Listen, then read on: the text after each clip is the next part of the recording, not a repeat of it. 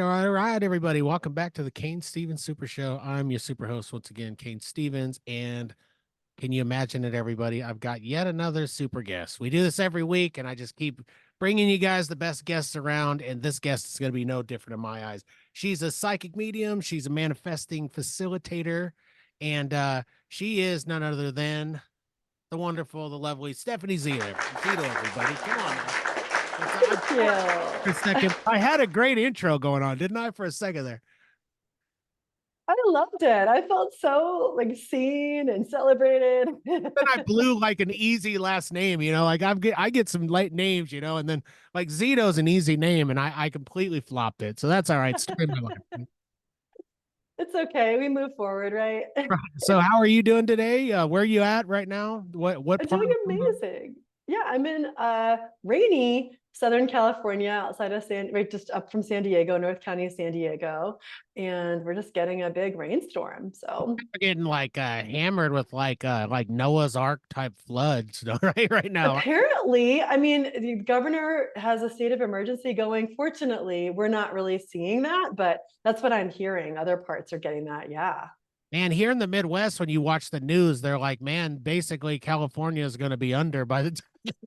I hope. Nope, California's gone. Yeah. California's done. It's really funny. My relatives are all in the East Coast, and they call me. They're like, "Are you okay? Has the hill slid down into your house?" It's like, yeah, we had some kind of hurricane, and my kids were outside like playing on the trampoline. They were taking boogie boards to slide down the golf course hill. Yeah. Like, again, fortunate we're not really seeing the worst of whatever it's supposed to be.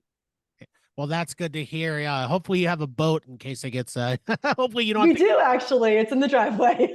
Well, there you go. You guys are ready to go. You better get that thing rolling. You never know. You never know. We're good. We're ready.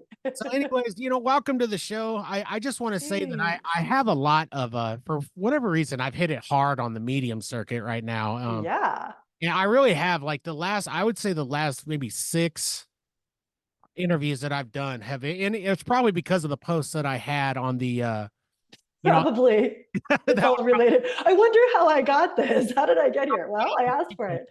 um Have you learned anything interesting about yourself through it? I have and I want to share that with you now, and this is not testing the other ones, but I've had some interesting things.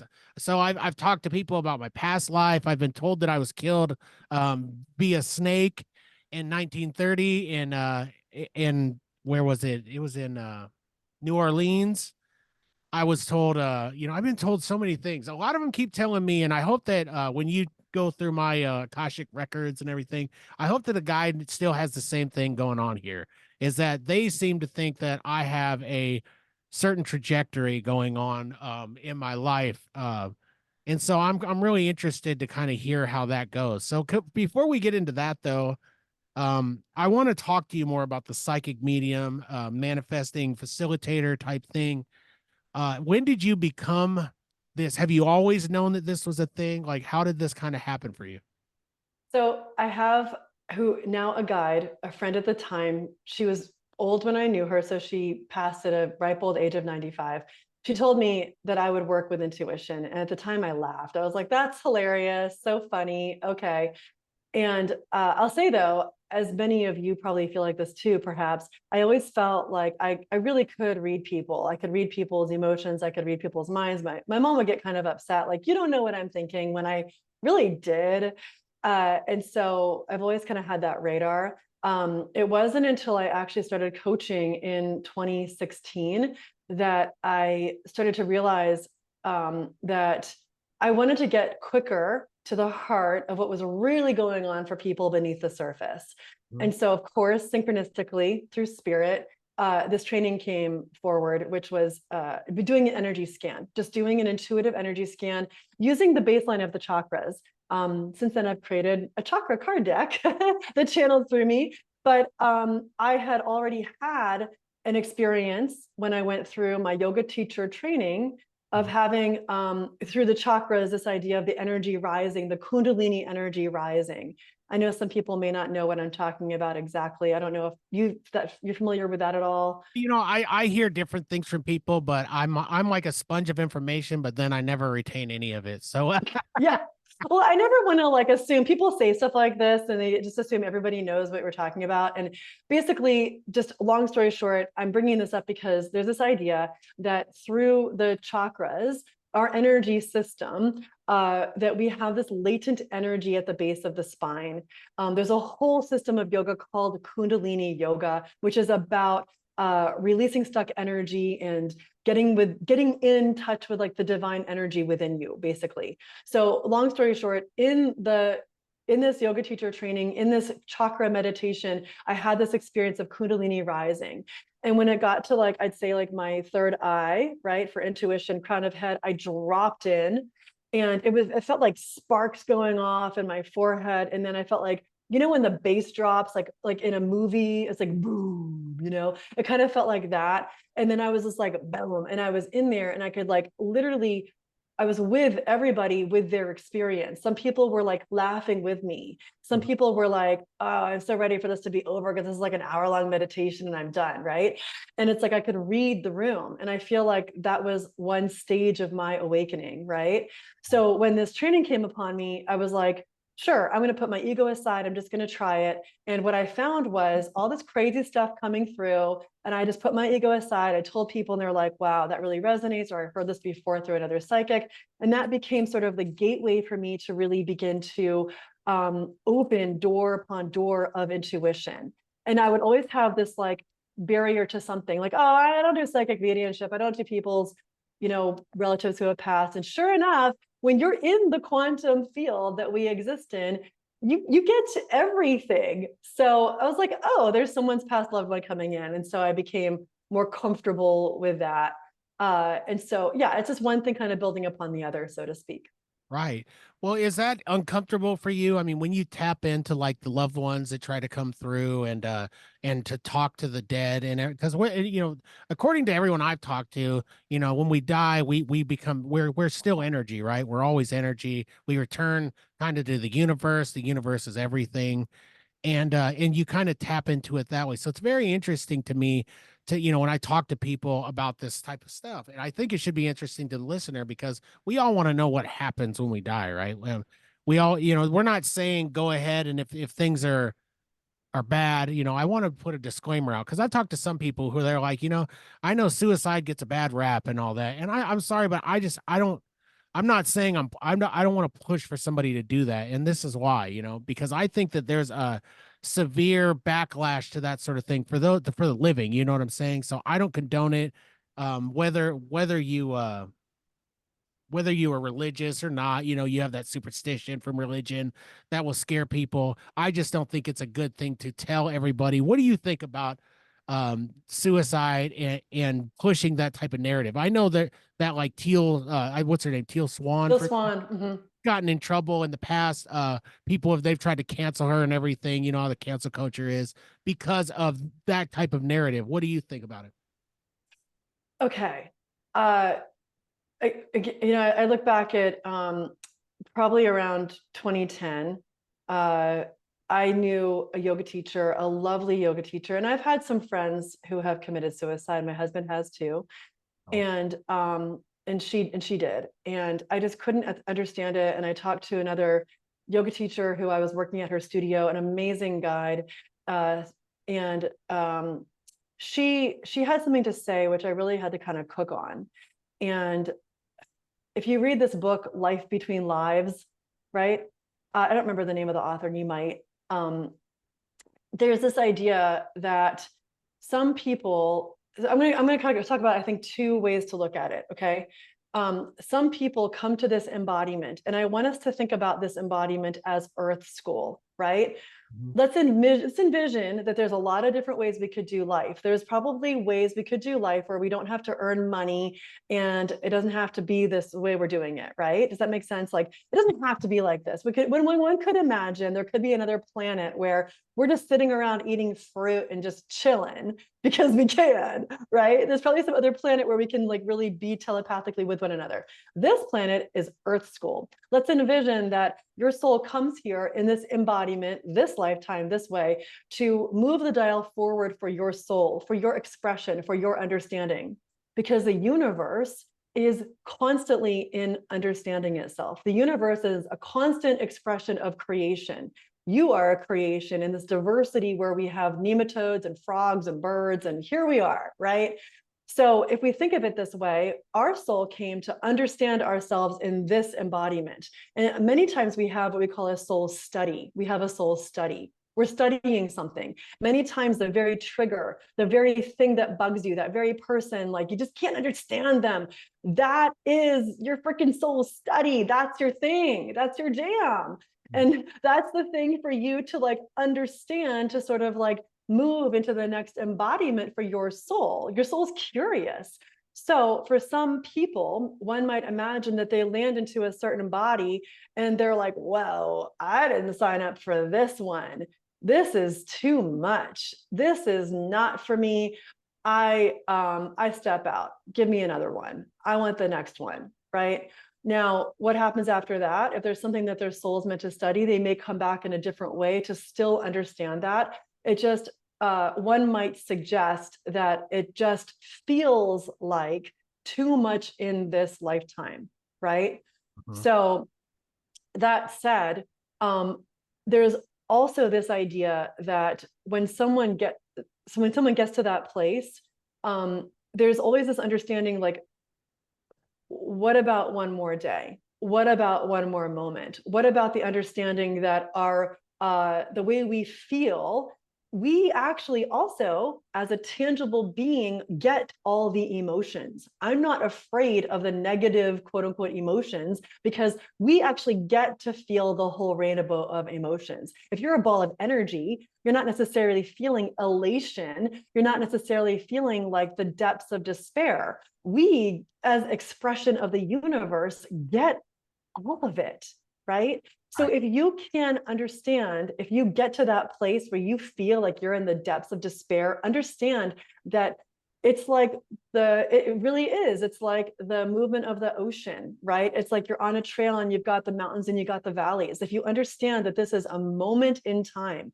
your life is a blip in the expression of your soul, right? If you can just do what it takes, move to the next moment, move to that next feeling, that next embodiment in this lifetime, that you can get to an expression that you didn't even know could exist for you, right? Like that is the whole point, is to allow yourself that patience to move through that part that feels like super damn hard. I am sorry for bringing it up. You know, in some, I just think that this is so important. Like, you know, what this show is for me, this show is me talking to human beings that I would never have talked to before, right? And we're talking about the most interesting things. Like my curiosity is through the roof, right? Like I can't even contain it. I have so much curiosity. So I really do appreciate you talking to me about this stuff. I know it's hard for you. You know, you express that you've had loved ones kill themselves and everything. Yeah. I am so very sorry for that. You know, I just look at it as someone who is, I've been through the worst of depression and I continue to fight depression. But what I have found is, and this is not for everybody, this may be very woo woo to some people, but I find the power of positivity really does help me. You know, getting, you know, being creative, having creative outlets and things to do, really helps me, distracting my mind from the negative and all of that really. Mm-hmm. But what would you say to somebody who's going through that type of thing, knowing the intuitions and the things that you know, feeling people's feelings, right? Being you're because you're Mm-hmm. empathic and all that, you feel that. What would you say to these people who are like myself, suffering through depression? You know, that I personally have the sad clown syndrome, right? Where I can turn it on and I can be happy and I can do a song and dance, but I can go home and I can cry to myself, you know, that type of thing. What would you say to somebody like that? Feelings are information. Feelings are information. And I can talk to this intimately as well because, and my husband would say this, and so it's the only reason I'm expressing it because it's his story. He has depression. And there have been very significant moments in our trajectory. We'll be married 14 years this year, where he has checked himself into the hospital. It's been that bad. And I'm super amazingly grateful that he's had the idea to do that. And then he's taken that action, right? Because it got beyond what he could control. Feelings are information. So if someone is getting into that deep depth place where you feel like, I just want, I just want this to end, typically what you want to end is how you feel. It may be how you feel attached to a certain scenario, how you feel attached to a relationship, how you feel in connection with an illness, right? It can be in connection to something. Many times it's also, when we say it's information, and this is where the intuitive piece comes in, when we can excavate what it's related to from your past, right? Am I rolling into this because of some feeling I carry around my worth because of my childhood and my parents getting divorced and my dad not, really paying attention to me, right? Sometimes we can go back and understand it as a connection with a past life. So if you see it as sort of your quest to recognize these breadcrumbs, these seeds of connection, such that then you can heal from it, like that's the whole point. And I have found, right? I am going to just embrace all the therapies. I'm going to embrace all the medications, all the things.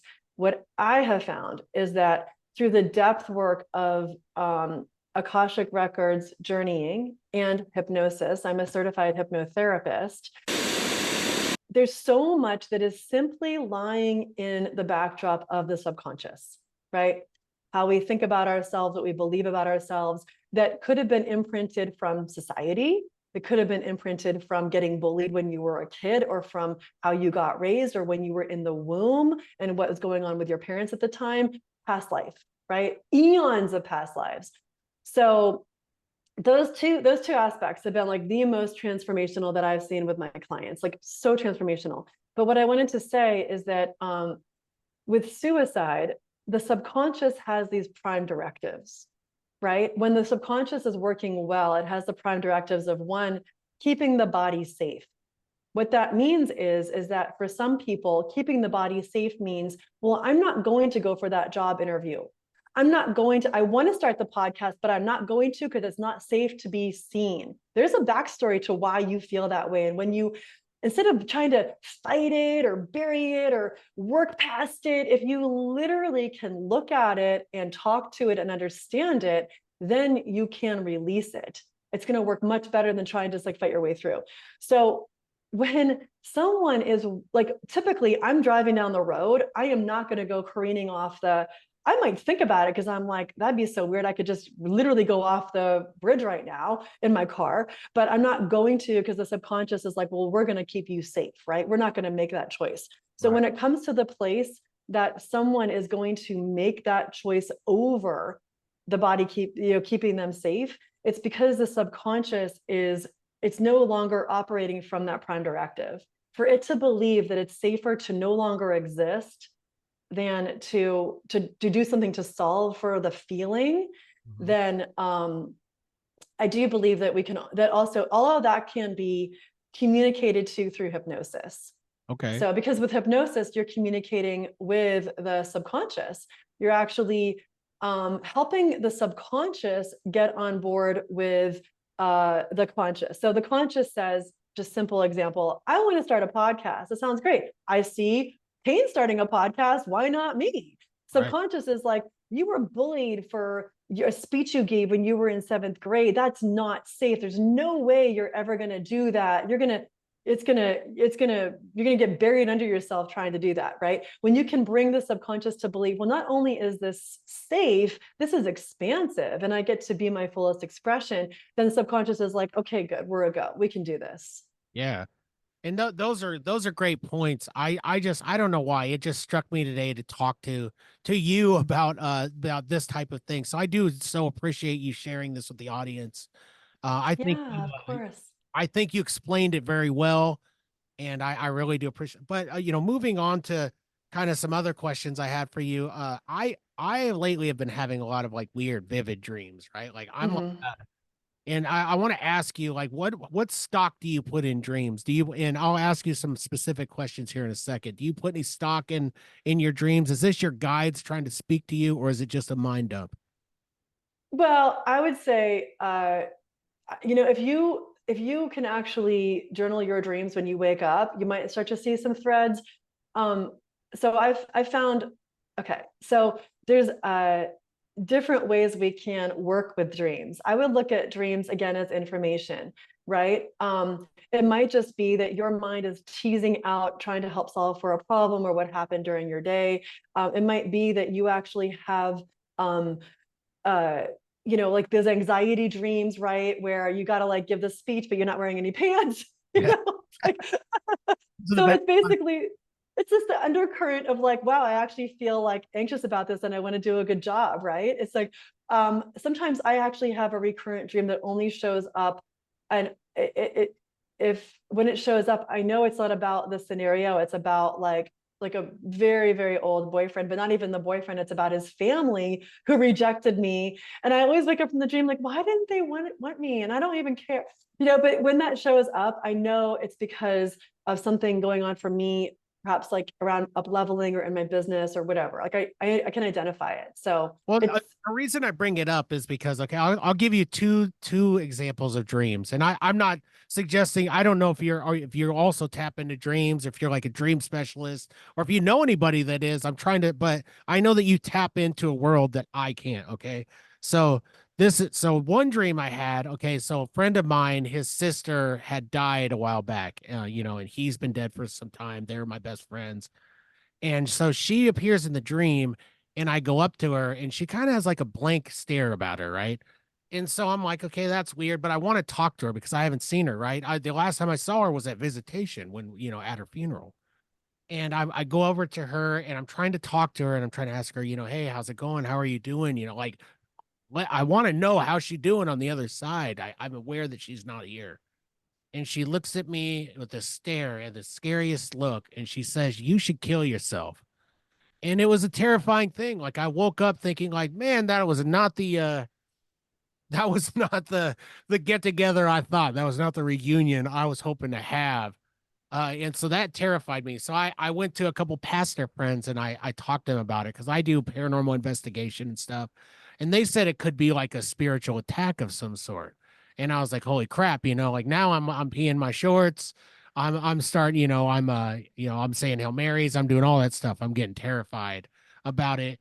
And I didn't think too much of it. So then last night, or no, 2 nights ago, I have a dream, and multiple times in this dream, the number 24 comes up. Okay. People would say to me 24, and they just say it outright. And I wake up, and all that's going through my mind is 24. So I want to ask you now, do you think there's any significance to the person who told me to kill myself? And do you think there's any significance to the numbers 24? Yeah. So in my experience, it's really interesting. You talk about psychic attacks. I I really I don't live in a world where I feel like that which is so ethereal, right? That which is in the ethers, that which is in the quantum field, can be that so impactful, that much more impactful than our 3D selves, right? I feel like there's this whole mixed up space because we have a lot of fear-based culture. Mm-hmm. And to be honest, quite frankly, a lot of religions sort of uh, are bring that forward, right, for social control. Right. And so I don't really feel that. That said, I'm going to get to this, but I'm kind of like going around to get there. I also have worked with a couple people who were, I wouldn't call it a psychic attack. I would call it more like there were, there's more than just us in the universe. And so galactic beings that were looking to help resolve a scenario with another being through the energy of that person. And Mm-hmm. so when we identified it and then we shifted that energy, right? Because everything can be transmuted, that person felt relieved from that experience, right? Right. And it felt like yeses, because as we were speaking of it, we have these like clear senses, they felt it, right? So I guess I say that because I would really shy away from being too concerned about quote unquote psychic attack. I would look at it like, if you're really curious what I like to do is, yes, I can read for you. And there are some scenarios where it's really helpful. It just comes through very quickly and I can just read the scenario for you. Mhm. I did that recently with someone, and what I wound up drawing was literally what she was writing for her book. So I held up my notebook and she held up her notebook. But other times I like for you to go in. And that's kind of what I like to do as a way shower, is to show you, you said that you don't do this stuff. Well, actually you can, and you do. We all do. It's just a matter of identifying with it and like developing the tools. So my suggestion would be this: if you are having her come in and she said that, uh, I would look at it like, what's beneath that? What's underneath that? Could it be that you are simply dealing with the concept of your friend passing and her passing, Mhm. right? You're simply just connecting with, maybe even wanting to know what it's really like. And so the message, "you should kill yourself," is more that invitation to understand what death is like. It Yeah. doesn't mean you should do that. It just, to me, it feels more like a curiosity. Well, what if I did? What would that be like? It's not like You she's telling know? me to go run out in front of a bus or something, like, but it was No, terrifying at the time. I was like, I woke up super bummed out, man. I was like, no, that kind of sucks to hear. oh, It's what a like, could crappy. you just deliver that like in a better way? I mean, could you just like show me the white light, or like, do you have to Done it tell with me? jazz It's hands like or something, like really giving. terrible. So sometimes I feel like I've seen things that look terrifying, and I'm like, okay, why are you here? Why can't this look pretty? I feel like we're in this culture where we're really afraid to see the dark stuff. We're really afraid to like see the see the depressed person. Like, we're like afraid. It's like, what if we weren't really afraid of death? What if we actually were like, oh man, this is just like one blip on my super crazy infinite journey, Mhm. and I get to just experience this one. What Yeah. if we were like, death is super normal, and we'll see you on the other side, or I'll talk to you tomorrow because we're gonna channel together. Like, it just wouldn't have this. I don't want my funeral to be where people are like sobbing and so sad and everybody's so quiet. I'm sorry, I'm not trying to like offend anybody here, but like, really, No, not at all. like, people be sad, cry really loudly, whatever you want to do at my funeral, please, by all means, just do it. If you want to dance, if you want to like party, like, go for it. I mean, Yeah.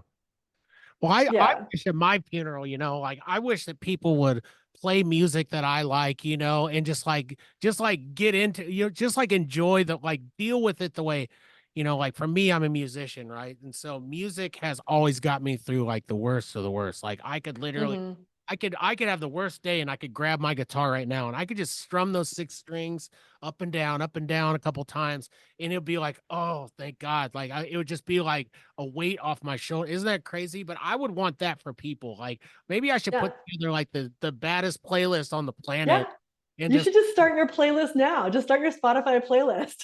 I Put have it in your will. you build playlists like I do. Like I'm on Spotify and on Amazon Music and I have playlists like 2,500 songs long and I just continue to build them because like all day if there's any moment where it's quiet, I'm like, oh my gosh, I gotta throw my headphones in, I gotta start popping. Like I might have some of the most elaborate playlists in the world. What do you have for playlists? Give me like your top three songs if you were to listen to your playlist right now.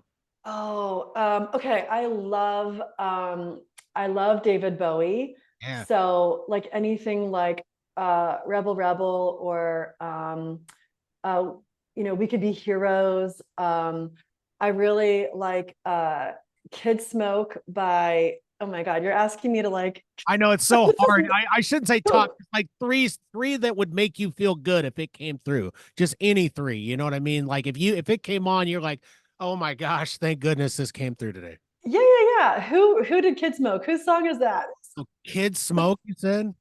Kid Smoke. It's Wilco. It's Wilco. Yeah, yeah. It's Wilco. So anybody asked me to go into this area. And then the third one, it's so funny, you're gonna laugh. That song, like Feist song, like 1, 2, 3, 4. Like, I know it's so old, but like it's just come upon recently. I'm like, oh yeah, it's just so light and like lovely, and just and then I will tell you though, I'm gonna actually look it up because there's a new artist I just found recently, Yeah. Saint Saint Finnegan, and he has a song called Gratitude, and it's just like the nicest song. I have a manifesting mastery group, and I will play that at the beginning when we're all kind of coming in. Yeah. It's Saint Finnegan. It's called Gratitude. It's just like super lovely. It's so good. It's like so amazing. Like today, I was kind of down and out about some stuff. I started cleaning and I threw on possibly the best live album of all time. It's not Hell Freezes Over, but it is the Eagles. It's their 1980 live album. And the cover of it, I have it on vinyl, but I was listening to it on Amazon. The cover just looks like a musician, like a case where that they bring equipment in, like a road case. And Yeah. my gosh, when I was listening to it, I was like, I could not have been in any more euphoria. And here I am, like scrubbing the toilet, and Right. that, Yeah. Like music can like transcend you. And, because the thing is, okay, go back to like the universe, like everything is energy, everything has frequency. And so you talked about like being super down and, getting out the guitar and like actually strumming that, like that's a vibration. And so it can help you just literally raise your vibration. Like it's like the Beach Boys, right? Good. I mean, it's true. It's just what it is. well, and it's funny you talk about that. See, I produce a show with an intuitive, another podcast. And so I talk to her all the time. I get the privilege of hearing all this stuff, and it really does like enlighten me. So I love talking to you guys. You guys are, and she says that too. She says that I can tap into this type of stuff. When I was in college, I was convinced. I remember telling my mom this, and she looked at me like, "You're completely out of your mind." But I told her, I swear to you, I can feel people's feelings. Like I can be walking down the street and I can just tell when I get into this area that this person's having a horrible day. And I can like Mhm. and feel it like deep down in my soul. And I felt like it affected me personally. But it's funny and it's not, because a lot of people will, when you tell them that stuff, they'll say, "Oh, you're just depressed, and you're feeling this," and they kind of just want to like shove it away. I'm not saying that about my mom, but I'm just saying, Mhm. like people just, you said that earlier too. When it comes to depression, people kind of they don't want to even like deal with it. Like don't bring down my vibration, don't bring my vibe down with Mhm. depression. But I mean, it happens, right? Depression is chemical. Depression is a lot of different things. Yes. I can tell Yes. you from my experience that there's days where I can just feel it inside and have no idea why I'm so down in the dumps. I just can't even. And it's just like, so I think it's important to have these conversations. But I can tell you this, doing this podcast and talking to people like you, it brings me so much joy, to satisfy my curiosity. What kind of gets you out of it aside from music? Like what pulls you out of the deepest depths? I've been through some really, really, as all of us have, like some tough moments. I've been through moments where I find if I'm in like a depths of something, it's because either something's really, really out of alignment, or this is like in the past, when things were like really out of alignment for me. And I was in like the wrong relationship, I was in the wrong place. I just was making all the choices that I thought I was supposed to make, but it was all wrong. And I'll talk about what I did to change that. But also of recent, I find that I have a daughter who is a preteen, Mm. and I have had some like deep moments, but I think it's because I've gotten a trigger from something that reminds me of when I was that age. And so she may be kind of going through it with flying colors, but it's like something with friends or something that she's feeling. And like I was like literally on the floor, like in tears. And I think it's, to be honest, my husband is amazing in moments like that, because if anyone gets it, he gets it. He's Yeah. not trying to change me. He's not trying to make me positive. He's just like, just with me, which is like the best thing, just to be seen. And so now if I get like that, I just use it as, again, information. Am I feeling nervous? That's information. Because I'm a manifesting coach, right? So, some people, which I think is completely wrong, they think that I'm going to pick the cat up. They think that you need to, and people, I've read books like this because I like to read this stuff. They're like, oh, you got to stay positive. You got to have your positive affirmations. I'm like, if you are feeling a negative feeling or negative thought, it's information. It's showing up for you. It's typically showing up because like maybe you're scared of something. And let's say you, again, you want to start your podcast, but you're like, you're afraid of being seen. Well, then once you know that, then you can look back at like, where does this come from? Does it come from when I was a kid? Is there some past life thing? And then you can release it. So you can move to that next level. You can up level. Um, back when it was before I met my husband, I moved to Kentucky. I was trying to get these corporate jobs. I was buying these like $300 suits, and I had broad shoulders. Like, they did not fit me well. The jobs fit me worse than the suits fit. It was just, I couldn't get hired. All these red lights of like, and what I did is I got a coach, and she really she taught me to listen to my body. She taught me to listen to the messages in my body, and that helped me to eventually make the decisions to leave that relationship. Right? It taught me to look at what I really wanted, which was to live in California. I knew the dream job I wanted. I just couldn't see how to get there. It's like a lot of times, like, you know what you want, you just can't see how to get there. And typically, you just need to take that one next step. You just need to take that one next step. It's the same thing with like, you're feeling bad, just let yourself chill. Let yourself watch some Netflix. Let yourself do something soothing for your body, right? And typically it'll phase itself out. And if it's not, then I would recommend talk to someone, like talk to a coach, talk to a therapist, like talk to a friend. Like, it's okay to reach out and like get some help with it. Well, manifesting is so interesting because, like, I mean, like you said with the podcast, I manifested a podcast. When I was younger, I was a really good football player. I basically pissed my football scholarship away. I drank, I did drugs, I did all that stuff, right? But if I hadn't have blown it, and I hadn't have, I wanted to be in radio, I wanted to be in broadcasting. I wanted to do this thing here, and podcasting wasn't around back then. It was just like straight up FM radio and AM radio, and like my Mhm. heroes were Art Bell, on Coast to Coast, and Howard Stern, and all these guys. And I just like, man, I just love the form of being able to sit and talk to somebody. And so here I am. I've manifested this for years. I had heart problems 3 years ago. I almost died. Right. And Mm. I had a pretty successful karaoke business and a DJ business. And I had to sell all that because of my health. And I kept some, Mm. and I just built this studio a little bit at a time. People believed in me. People helped me to get to where Mm. I am. And here I am. That was me manifesting the idea. And people would look at me like, you're nuts. You're never going to have Mhm. anybody in your studio to record. You're never going to talk to anybody. And Mhm. so it can happen, right? It can. Mhm. But what's interesting about like what the medium thing is, I've talked to these mediums lately, and they've been tapping into things, and they've been trying to tell me that I have a bigger path ahead. Like maybe, and I don't know if they're shooting smoke up my butt or what, but I do believe Mhm. them. I mean, I believe it fully because I believe in myself. But Mhm. telling me that there's more for me coming up if I take the right steps. And that's Mhm. interesting to me because I'm not sure what steps. They've given me advice as a musician what to do.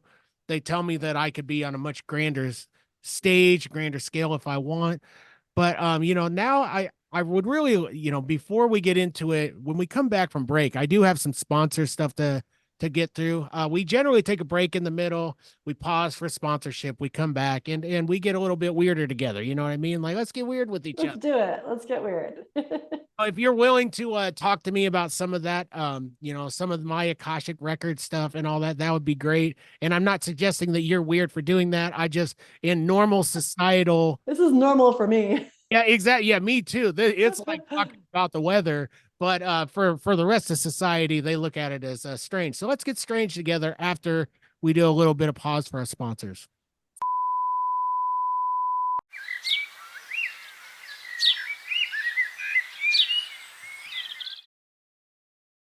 Hey there, grooming gurus. We've got something wild for you today.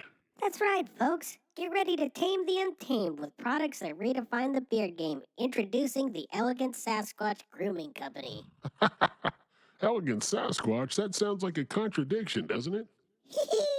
Well, grooming should be an adventure, my friend, and with these products, you'll embark on a journey to the grooming wilderness. So, what makes the Elegant Sasquatch so unique? It's all about taking your beard from beastly to beautifully wild. Picture this: you wake up and your beard looks like it just got back from a spa day. That's the magic of their high-end beard balms. Spa day for the beard? Sign me up. And let's not forget their beard butters and oils. It's like giving your beard a tropical vacation. I'm talking about a beach party for your facial hair. A beach party for the beard. This company's got the best marketing ever. Oh, but we're not done yet, folks. The Elegant Sasquatch Grooming Company also has beard washes that make shower time a majestic experience. Showering with Sasquatch, that sounds like a reality show.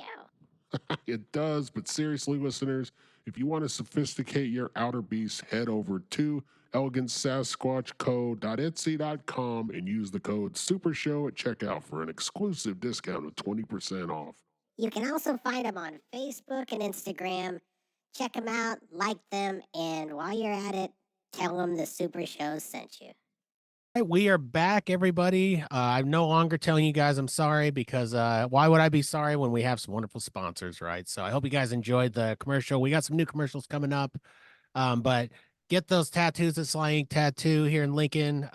Also get those sweet instruments at you know where to go, everybody. Roots Music Shop. Go see Ryan. Tell him Cain sent you, and he'll probably shower you with a new instrument or something. And then we have the Elegant Sasquatch. So I don't know. Does your husband have a? We have a guest. If you've been living under a pile of bananas or something, and you didn't listen to the first half, shame on you. But we have a wonderful guest. We have Stephanie Zito. Everybody, I think I got her easy name right this time. So, she's a psychic medium. She's a manifesting facilitator.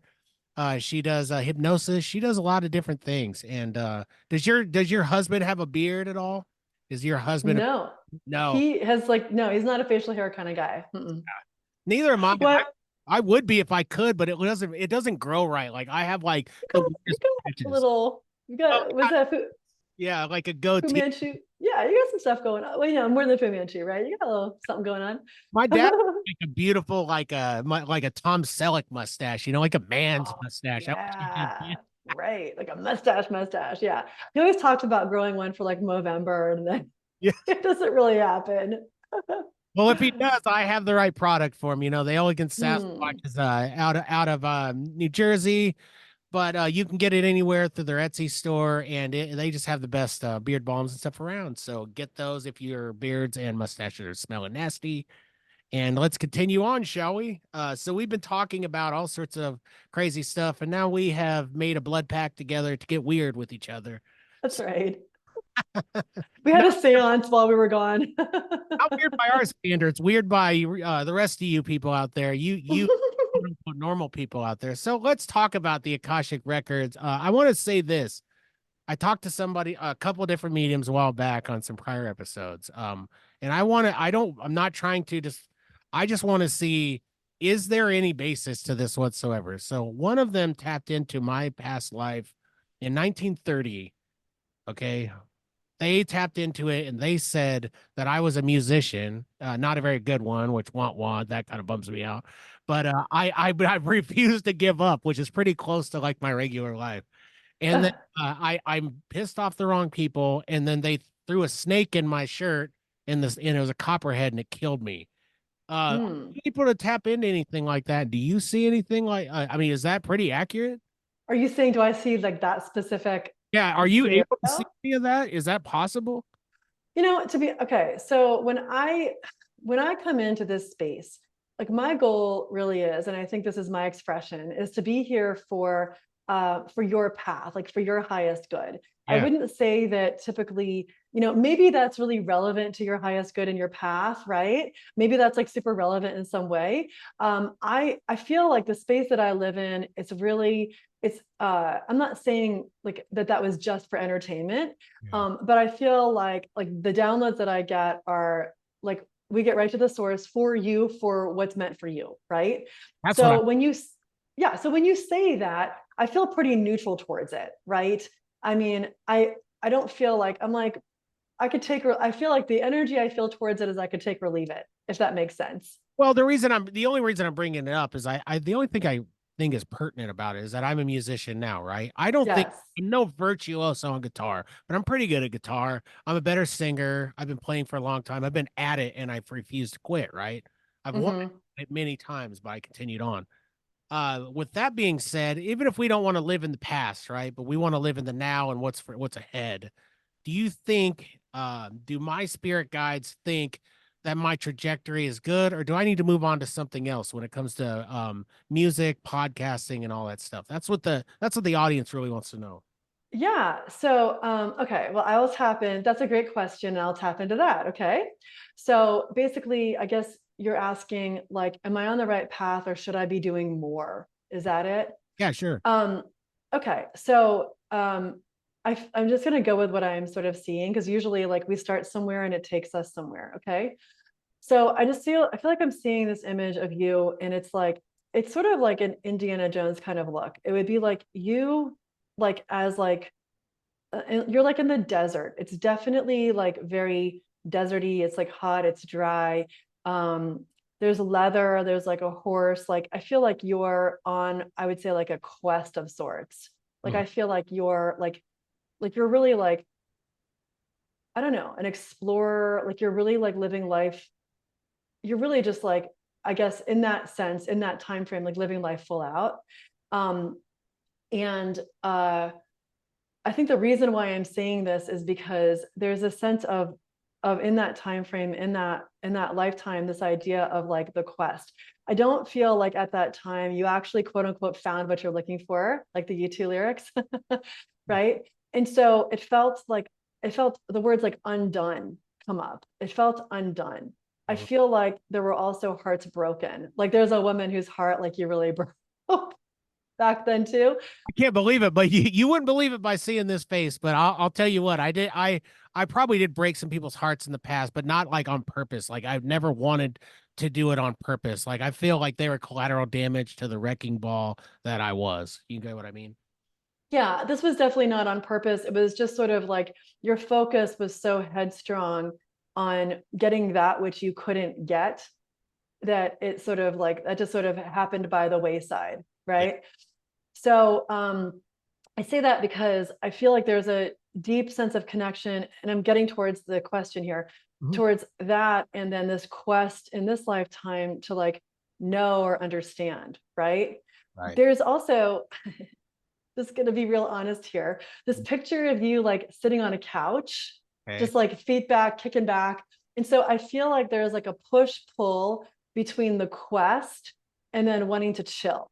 Yeah. So those two things are sort of like, for you to really quote unquote like play on a bigger stage, so to speak, right? your your go button is because of like, for the sake of what? It's never going to be because of what some psychic sees for you. It's Mhm. always going to be for like, how does this deeply resonate for what is is meant, is what do I really want? Like, when I have that, when you have that go button, then I can go for it. I'm going to just, again, just give you some real honest things that feel like they're coming through. Okay. It feels to me like, as we discern these different pathways, because, can we do it all at once? Can we do it one at a time? Whatever. The music piece, um, I don't feel like the resonance of like, are you like on stage? Is that kind of the thing? I don't really feel like there's a full like green light when it comes to that. It feels more like the music piece can be, it can just be fun. It can get to just be fun, and that could be super enjoyable, right? It doesn't have to be like monetized in the way everything gets monetized. Now, the explorer piece of you, that's really important. Like, that's super important. And I feel like you're here to uncover and talk about some things, even like, I'm just thinking like aliens as they relate to government, Oh, like, that are really like uncomfortable for some people. yeah. And that feels like a full-on go. I feel like even beyond entertainment, I feel like there's some important like work, so to speak, within that. Like, it's not always talking to a famous person. It might be talking to someone who, I don't know. It doesn't matter. Like, it's like all walks of life, so to speak. Mhm. Um, so but I really just feel like it's like couch, horse. Right. I think you're nailing it because like that's literally how it is. Like, I have heart problems. I take medication and stuff. So I can't be on the big stage anymore. I've been on stages. I've been that. So I don't even have an aspiration. This is why I don't have an aspiration to even be huge in music. I just want to show my kids that if you put your mind to something and you try hard enough, you can succeed in things. And just the love of music. Like I will play my guitar, I'll play a riff or something, and it'll give me so much joy that's like, oh, like if I could bottle it up and hand it to somebody, it would be like an energy drink, right? So to stop you for a second, does that in and of itself feel like enough that you're giving your kids that? It does to me. It feels like, yeah, for sure. And then there's this side of me that you're bringing out, the Harrison Ford type, right? Like you're basically telling me I'm Harrison Ford, right? Um, Of course. Yeah, absolutely. but I think that you nailed it on that sense too, because this is what I've always wanted. This is why I do paranormal investigation. It is a curiosity, but I really think that it's important to talk to people like yourself, talk to many people, all walks of life, like you said. It doesn't have to be famous, and this is the most important thing. We're telling people about something that people are uncomfortable with, right? The ghosts and stuff like that. People are uncomfortable with that idea, but I know the things that I've experienced, and I want to have other people be able to tell their stories and not feel like a total kook, and I truly mean that with all my heart. I don't do Mhm, any of this stuff to get famous. I'm not mhm, podcasting it, but there has to be a means to an end, right? And so for mhm. me, the means is I want to take it as far as I can. I want to be good at it. I want to be able to talk to you know, um, anybody really and just keep it going because I just feel like otherwise, why am I even doing anything? That's how I look at things. Yeah. And so, as you were speaking, I kind of wrote down the words like smart monetizing, right? Because smart monetizing allows for you to explore to the degree that you want and sit on the couch, Yeah. right? Like that metaphor, yeah? Because that feels like that is a sense of success. That is a sense of success that I can like kick back and sit on the couch and not be stressing about, oh my God, what am I doing next? Like, and so I just have this sort of idea that there's like the monetizing is like a behind the scenes monetizing. Mhm. Uh, if that makes sense. When it comes to, and I know you've heard some different things of like where you're supposed to you could take this, and these psychics have told you this. Um, this is where I do feel like it's almost like that rubber band, like pulling back because it doesn't feel completely congruent. Yeah. Um, and I think it's because I think that they're showing you the typical way someone would look at what you're doing to Mhm. do, but and I can't quite say I've seen it just yet. I mean, this is just like a podcast episode, so we'll see if we can get there. But when I say what I'm curious, I just want to get to like that nugget of like, well, what's the smart monetizing? Like, I want to understand what I just want to understand what that is. I can't necessarily say you may have a better idea of what that is. I mean, you're already doing certain things, right? That I think I would imagine you enjoy. I imagine you love it. Um, the question would be like, does something feel like it's missing? Do you really want more out of what you're doing? Mhm. And is the answer yes? Well, yeah, yes. I mean, the more is just I just kind of have that business mind, in general too, and Yeah. like I want there to be a means to an end. I want to be able to at least justify the time, the energy, everything I've done into this. You know what I mean? I want to be able to once again show my kids.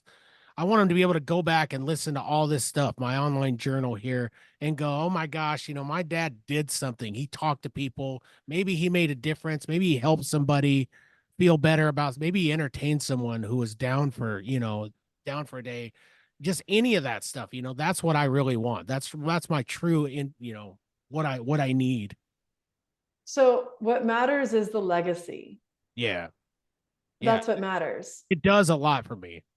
And so when you map it back from that, what does that legacy look like? What does that legacy feel like? Right? And Mhm. you map that out. that helps give you those guideposts towards that, if that makes sense. It's such a Right? stupid thing to want, though. Like I think about like Game of Thrones, for example. I don't mean don't mean to crap on my own dream, but like Game of Thrones to me, I've watched it all through like 8 times now. It's my favorite show. And when I learned something new every time. And so I like to equate. Do you watch Game of Thrones? Have you ever watched it before? I haven't. I feel like there's like some bad things that happened in it, and I just haven't watched it yet. I'm like, can I handle this? So I haven't watched it. Without ruining it for you, It's basically okay. there's some pretty interesting characters. There's a big character who's a Lannister, right? The Lannisters, they're the richest in the country. They've got the biggest army.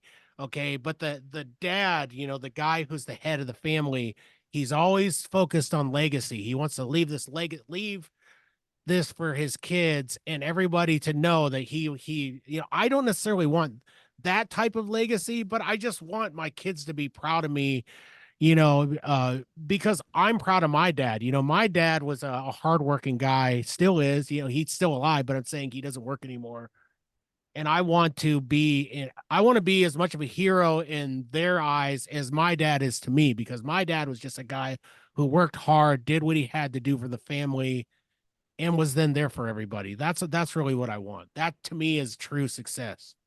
So I, with manifesting, walk my clients through this process called vision casting. Mhm. And I find that when we do this process, I'm just being really honest here, they manifest what they want, usually within 3 to 6 months.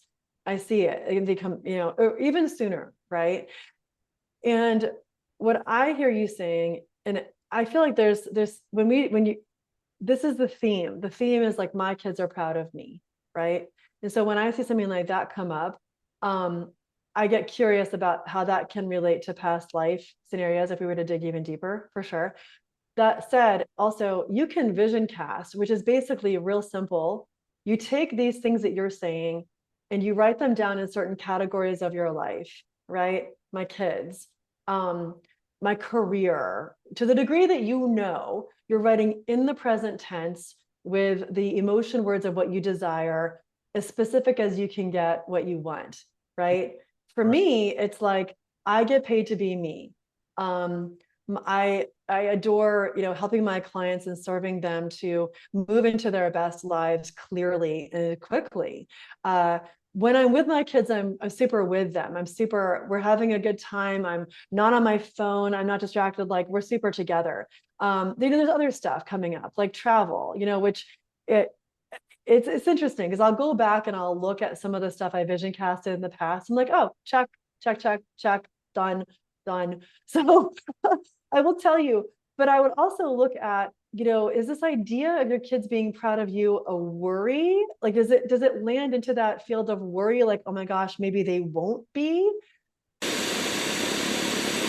One thing that I've done with that type of thing, any downfall in my life, anything, and maybe this makes me insane, or maybe it's manifestation. I don't know. What I've learned is when tragedy happens to me, I mean, like traumatic stuff, right?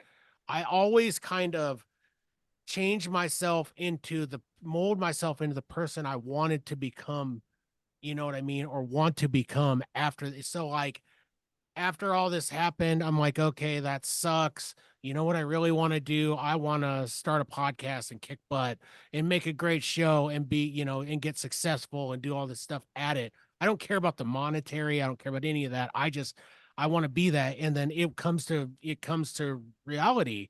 And Yeah. so I don't know, maybe that's crazy, but I basically become a new character of myself each time a tragedy, and I've had a lot of tragedy. I've had a lot of bad things in my life happen, like everybody has. Everyone has a story. That's just how I've learned to deal with it, is by making a character of myself it build myself up and be better than I was before in my head. What do you think about that? Is that completely nuts? What do you think? I feel like it makes complete. I mean, I'm glad to see. I feel like there's, people who have, like for you, a death experience or like a near death experience. This is the thing, is like we're built on emotions and emotional connections. And so when we feel like an emotional connection to something, like, wow, I almost died. Who am I going to be? Who am I embodying? What's my identity? we can just cruise, we can just be on the couch. But like, you're like, no, I'm getting on the horse towards this thing, right? Because this gave me that impetus. Now, in terms of manifesting, that can like that you see a friend who's got they almost died from cancer. You're like, wow, I'm taking a life inventory, right? You have a near-death experience. Wow, I'm taking a life inventory, right? It doesn't, there's ways we can hack that. We don't have to go through that near-death experience to manifest. But yeah, I think you would probably talk to people who have had near-death experiences and like they might say something super similar, right? I think it makes complete sense. And I think it's beautiful because if you think of your soul as in this expression in this lifetime, getting in this embodiment, you know, it is sort of a quest. And like, what am I moving towards? I guess, you know, we have like motivation, moving towards things and moving away from stuff. If you're quote unquote speaking to other people out there, well, I'm afraid my kids won't be proud of me. That's one negative motivation. I'm moving away from them. It's like a major double, triple negative, like not being proud of me. If I'm moving towards, I'm assured that they'll be proud of me. And I would just question, doesn't it always relate back to like, well, am I proud of myself? Can I embody right here, right now in this moment? Like, I'm proud of myself. I get to be proud of myself. I get to be proud of where I am and where I'm headed, what I choose. Does that kind of resonate for you? Yeah, it does, and that's kind of a new thing for me. You know, I have been the most massive critic of myself my entire life, right? And I had a hard time accepting that I had any talent or anything at all. But when the older I get, I kind of look at it and I can go, you know, that was a pretty sweet guitar riff. That was a pretty cool song. You know, some people seem to dig it. You know, that was a good show that I had with Stephanie, and I think people are going to like this show, in particular, but I can look at it and be proud of myself for once. So I don't know. You know, the one thing I've learned is that you really do get smarter as you get older. I used to think that's just something old people said to like, We get a little wiser. Yeah. And I think a lot of people, you know, we deal with this idea of self-worth, right? And then, you know, you go on TikTok and someone's blowing up and has like a million views. I mean, a lot of that, you know, here's the deal. And I don't know about you, but I've hit certain markers in my business. And Mhm. I thought when I hit that marker, I would feel different. And Yeah. I didn't. In fact, when I hit it, all I wanted was the next marker. I was like, wait a second. Wait, what happened? I can't just celebrate this. I can't just honor and be proud of this because I think I just knew all along that was going to be the next step for the next step, right? But this idea of worth, I am worthy. I talk to so many people like that is at the end of the day, I really feel like we're all just coming home to this idea that we get to love ourselves. Like a lot of the energy that I hear, it's about, and I get it, I've got kids too, right? But it's about the kids, it's what they're going to think. It's a bit external to you, right? What if you were to turn that lens even more to yourself, right? If you're really in that place of like, I'm so worthy, I'm so proud of myself, I'm proud of, yeah, I guess to just be nice that this is like an awesome guitar riff. And then when you want to take it to the next level, you want to take it to, let's say it's like you're on Wondery or you're on one of these like, I don't even know. We don't have normal TV. We have like, no, I don't know. You've got like your Netflix special. I mean, like, of course you can do, like, you could literally do your YouTube paranormal thing where I have the feeling there's a sense of like, you like being in your space. Like, you don't have to be out doing a bunch of stuff. It's just extra work. It's like, That's definitely it. I have like a perfect crafted. I mean, I have like a cathedral of nostalgia in my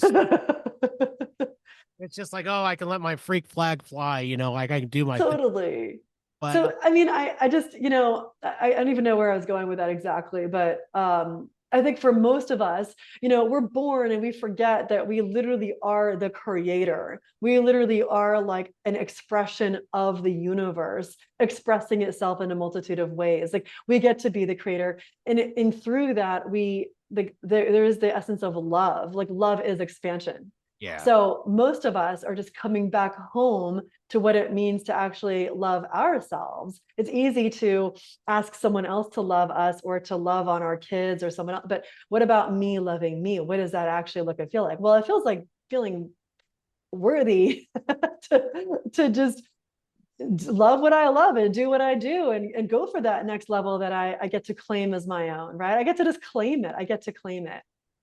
Well, true acceptance of oneself, especially someone who's hated themselves as long as I have, and fought myself for years. That to me is is the best success, is finally starting to accept who I am. This is what I am. This is what I'm good at. And Yes. I really do. I know we don't have a lot of time left. We're reaching the end. I know, everybody wipe your tears. Maybe Stephanie will be so kind as to come back sometime. I think you're a wonderful guest, but now Thank you. Let's do it. owe you the opportunity to just tell everybody where they could find you and what you're trying to promote right now, if you do so. Absolutely. Yeah. Welcome to find me on Facebook, Steph Zito. I also go live on an app called Insight Timer. It's a meditation app. Just Stephanie Zito there. If you really resonate and you are feeling a block, you'd like to explore hypnosis or just have a quick intuitive read around your block, I'm offering just free intuitive manifesting sessions where you can meet with me on Zoom for half an hour and we can dive in there. I really enjoy those times together. So you're welcome to check that out. And if you want to take kind of your manifesting journey a step further, I have a manifesting mastery cohort, a group that I run. It's a 90-day group together. And I just adore seeing what people are able to break through, especially we do group hypnosis, so we can break through kind of the belief system stuff and then co-create with the universe. So what am I doing and what am I allowing myself to receive? And perfect. Well, thank you so much for being on the show. I would take up 5 more hours of your time if you'd let me, and I can talk that long. This is good. This is a fun interview. This is one of the best ones I think I've had. So it's been really fun. Right. I'm finally doing something right. But hey, thank you for tapping into to my my Akashic records and my guides and everything. And I do appreciate it. I'm gonna take what you said to heart, and I'm gonna continue to keep doing what I'm doing, right? Keep on keeping on. Glad to hear it. Wonderful. All right, well, thank you so much, and you have a wonderful day. You too. Thanks.